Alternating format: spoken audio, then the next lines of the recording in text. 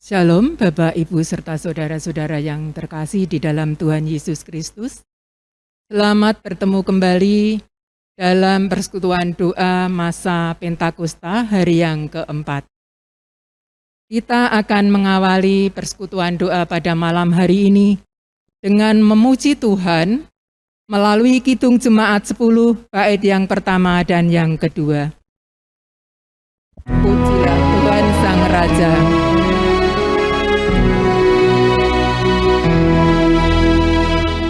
Pujilah Tuhan Sang Raja yang Maha Mulia. Segenap hati dan jiwaku, pujilah Dia. Datang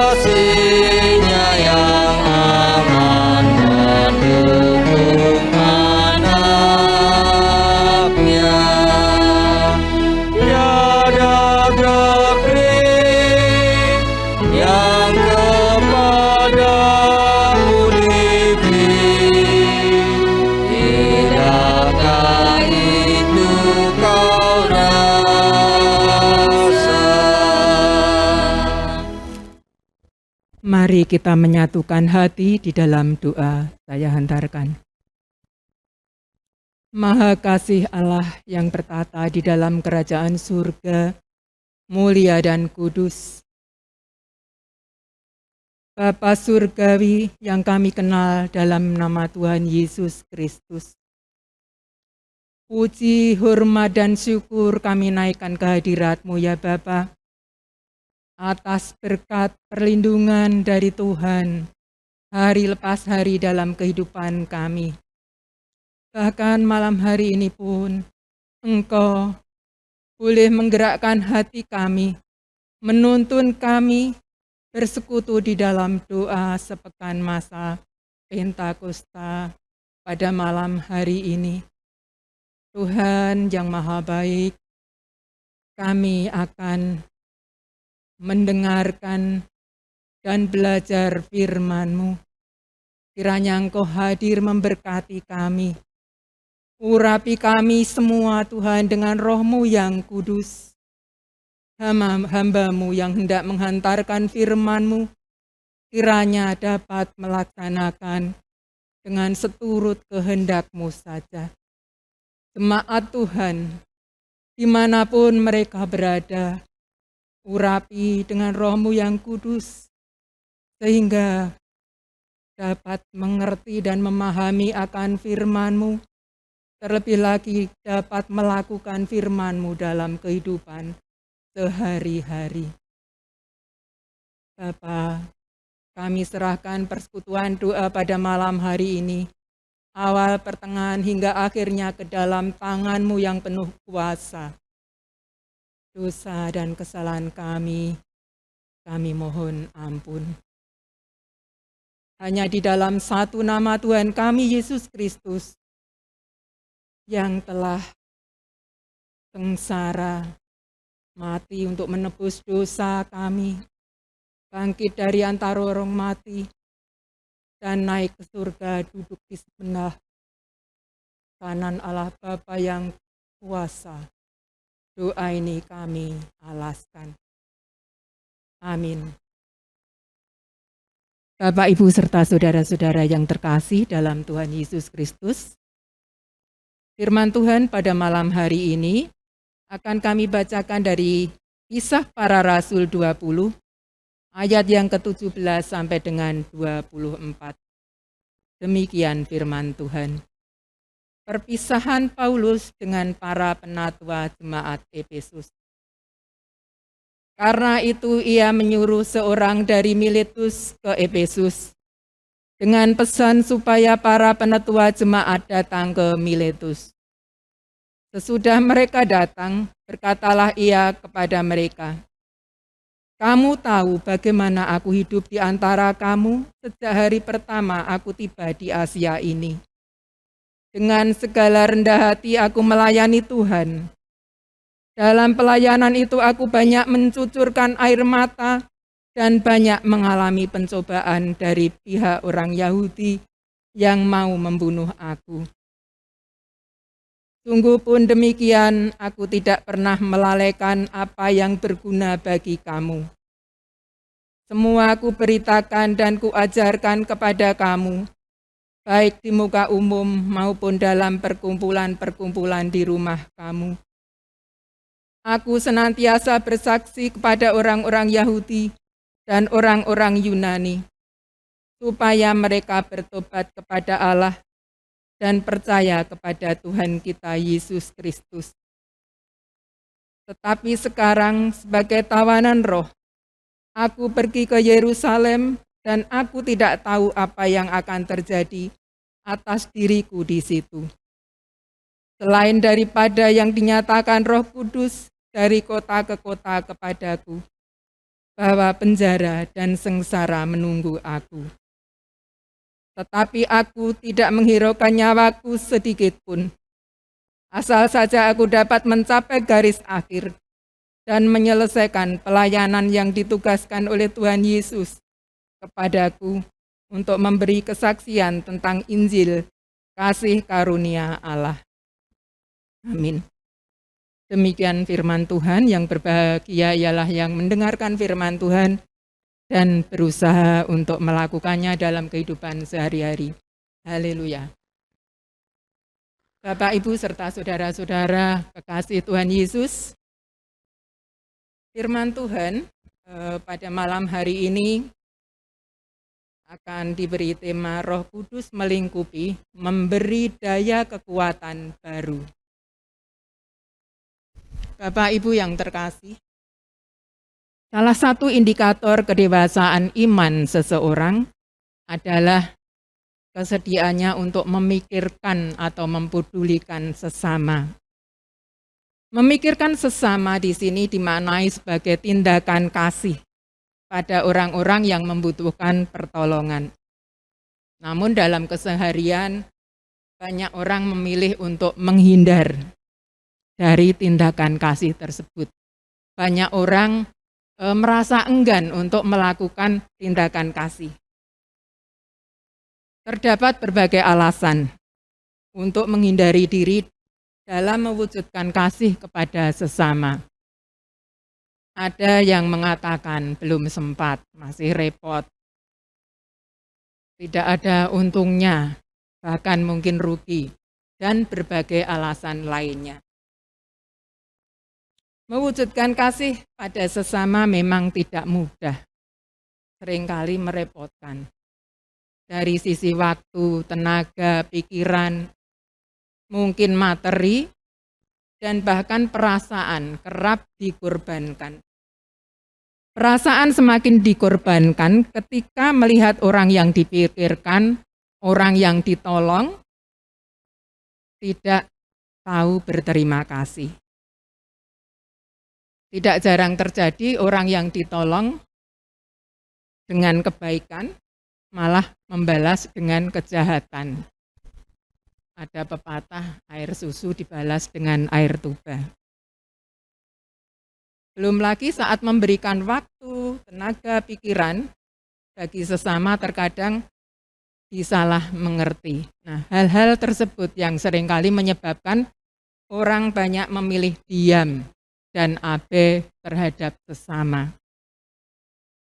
Bapak, Ibu, serta saudara-saudara kekasih Tuhan Yesus, pengalaman diabaikan, mendapat balasan buruk meski sudah memberi yang terbaik dan disalah mengerti, seringkali dialami oleh Rasul Paulus.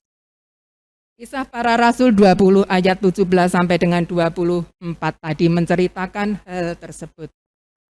Di hadapan para penetua jemaat Efesus, Paulus menceritakan pengalamannya. Ia sudah melayani Tuhan melalui jemaatnya dengan rendah hati. Dalam pelayanan itu, pencobaan-pencobaan dialaminya. Orang-orang Yahudi memusuhinya dan berniat membunuhnya. Dalam pelayanan itu, Paulus banyak meneteskan air mata akibat peristiwa-peristiwa yang dialaminya sangat menyedihkan. Diabaikan, mendapat penolakan dan ancaman. Itulah yang dialami oleh Rasul Paulus. Meski demikian, Paulus tidak berhenti untuk tetap memikirkan sesama, untuk tetap melayani sesama. Ia ingin hidupnya berguna bagi sesama. Kerinduannya adalah semakin banyak orang mengenal Tuhan Yesus. Kapanpun, dimanapun, Paulus ingin tetap memberikan yang terbaik bagi Tuhan melalui pelayanan kepada sesama. Termasuk saat dirinya harus meninggalkan jemaat di Efesus untuk melakukan perjalanan ke Yerusalem. Perjalanannya ke Yerusalem adalah kehendak Roh Kudus. Pada ayat 22 dikatakan bahwa Rasul Paulus melalui Roh Kudus dia menjadi tawanan Roh Kudus. Hal ini mengandung makna bahwa seluruh hidup Paulus diserahkan kepada Allah melalui Roh Kudus yang melingkupi seluruh hidupnya. Bapak, Ibu, serta saudara-saudara yang terkasih di dalam Tuhan Yesus Kristus, meskipun Paulus tahu bahwa perjalanannya ke Yerusalem bukan tanpa risiko. Pelayanannya ke Yerusalem penuh risiko. Ia tetap berangkat ke sana. Penjara dan sengsara sudah menunggunya. Namun Paulus berani menghadapinya. Roh Kudus yang melingkupi seluruh kehidupan Paulus membuat berani menghadapi segala sesuatu. Dengan lingkupan Roh Kudus, Paulus tidak menghiraukan dirinya sendiri. Ia percaya bahwa hidupnya sudah ditetapkan oleh Allah untuk menyaksikan berita Injil, untuk menyaksikan berita keselamatan. Karena itulah Rasul Paulus menyatakan bahwa dirinya akan tetap melayani meski dalam pelayanan yang dijalaninya itu sangat berat. Bapak, Ibu, serta saudara-saudara yang terkasih, melalui firman Tuhan pada malam hari ini, kita mendapat teladan yang baik. Bagaimana Rasul Paulus tetap mewujudkan kasih pada sesama. Ini teladan bagi kita semua. Saat ini Bapak, Ibu, serta saudara yang dikasihi Tuhan, di tengah-tengah dunia yang membutuhkan pertolongan Allah ini, kita, saya, dan Bapak, Ibu, serta saudara sekalian dipanggil untuk terlibat memikirkan sesama, dipanggil untuk mewujudkan kasih pada sesama. Roh Kudus melingkupi kita semua. Roh Kudus memberikan daya, kekuatan baru bagi kita. Roh Kudus memberikan keberanian kepada kita untuk menghadapi segala tantangan yang ada di depan kita, di dalam kehidupan pelayanan kita. Kita akan menyanggupi, meneladani Rasul Paulus dan menyanggupi firman Tuhan pada malam hari ini. Tuhan memberkati. Amin. Bapak, Ibu, serta saudara yang terkasih, untuk firman Tuhan kita akan bersyukur dengan menghaturkan persembahan, diiringi Kidung Jemaat 240A, bait yang pertama, Datanglah ya Sumber Rahmat.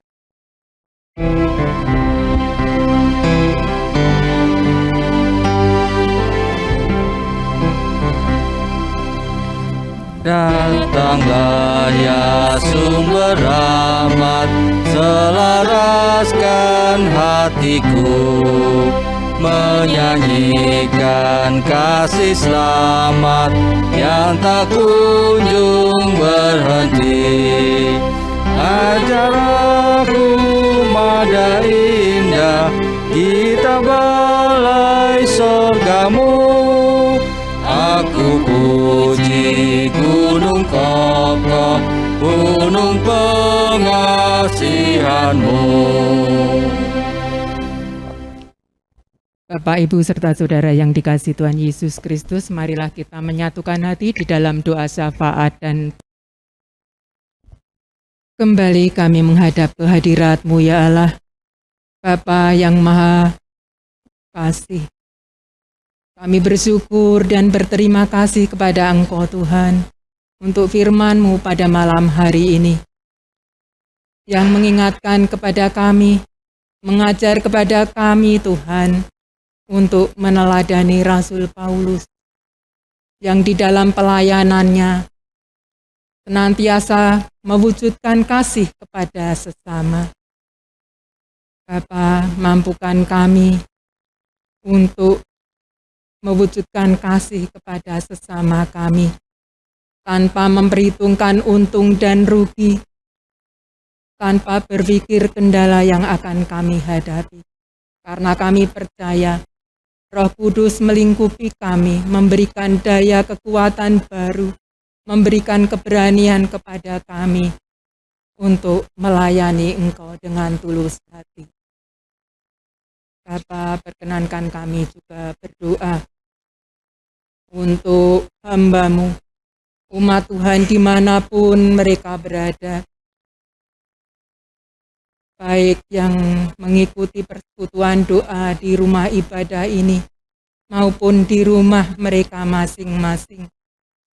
Kami mohon penyertaan-Mu, terlebih lagi di masa pandemi ini Tuhan, berikan kami semua kesehatan, kekuatan, sehingga kami senantiasa beribadah kepada Engkau, meskipun melalui ibadah online maupun beribadah di gereja ini.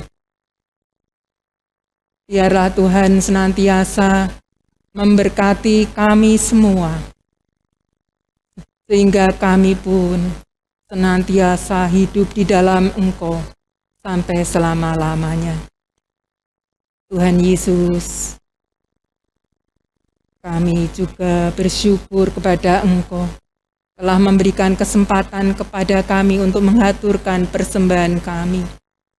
Kiranya Engkau sucikan, Engkau berkati, sehingga boleh menjadi sarana pelayanan di gereja kami, khususnya di GKJ Petoran ini. Hamba-Mu yang telah Tuhan pilih untuk mengelola persembahan ini, lengkapi dengan kebijaksanaan, sehingga dapat mengelola persembahan ini dengan baik dan benar. Bapa, kami mengakui segala kelemahan kami, dosa dan kesalahan yang terselip di dalam persekutuan doa malam hari ini. Kiranya Engkau mengampuni. Doa yang jauh dari sempurna ini kami naikkan ke hadirat-Mu. Hanya di dalam satu nama Tuhan kami, Yesus Kristus, Sang Penolong yang agung. Amin. Bapak, Ibu, serta saudara-saudara yang terkasih di dalam Tuhan Yesus Kristus, kita akan mengakhiri persekutuan doa pada malam hari ini dengan menaikkan pujian Kidung Jemaat 240A, bait yang ketiga, Datanglah ya sumber rahmat.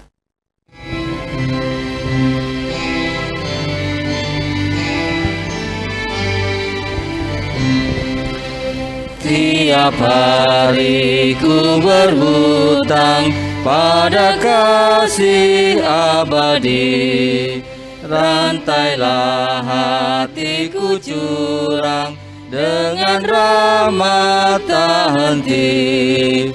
Ku dipikat pencobaan meninggalkan kasih-Mu. Inilah hatiku Tuhan, materaikan bagi-Mu.